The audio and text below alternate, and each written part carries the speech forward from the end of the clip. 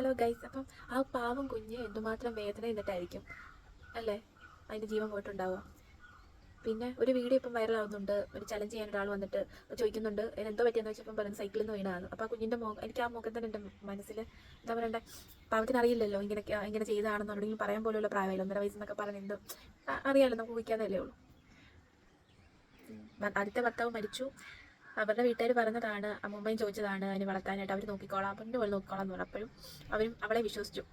അമ്മയുണ്ടല്ലോ, അവൾ വളർത്തട്ടെ, അമ്മയെങ്കിലും ഉണ്ടല്ലോ എന്നുള്ള രീതിയിൽ കൊടുത്തതാണ്. എന്നിട്ട് എന്താ പറയണ്ടേ, ആ കാലത്ത് ഇങ്ങനെ ചെയ്യേണ്ട എന്താവശ്യമുള്ള, അവൾക്ക് അവളുടെ അഹങ്കാരം തീർക്കണമെന്നുണ്ടെങ്കിൽ ഇനി കുഞ്ഞിനെ വേണമെങ്കിൽ എന്തൊക്കെ ഓപ്ഷൻ ഉണ്ട്. അതിന് ഒരു കുഞ്ഞിനെ ഇങ്ങനെ ഇത്രയ്ക്ക് എന്താ പറയണ്ടേ, ഇത്രയ്ക്ക് ക്രൂരമായിട്ട് എന്തിനാണോ അവളും ഇതിനകത്ത് ഉറപ്പാണ്. എന്തായാലും ഒരു അമ്മ എന്തായാലും അവളുടെ എപ്പോഴും കൂടെ കാണുമല്ലോ. രണ്ടരച്ചനാ ഇതൊക്കെ ചെയ്യുന്നുണ്ടെങ്കിൽ അവളും ഇതെല്ലാം കണ്ടിട്ടുണ്ടാവും, ആസ്വദിച്ചിട്ടുണ്ടാവും. ഇല്ലെങ്കിൽ ഇങ്ങനെ നടക്കില്ലല്ലോ. ഇല്ലെങ്കിൽ അവൾക്ക് അവളുടെ കുഞ്ഞിനെ കൊണ്ട് കൊടുക്കാമായിരുന്നു, നമുക്ക് കൊടുത്തിരുന്നെങ്കിലോ. എന്നിട്ട് അവൾക്ക് അറമാദിക്കാറ്. പക്ഷെ ഇതൊന്നും അവൾ ചെയ്തില്ല.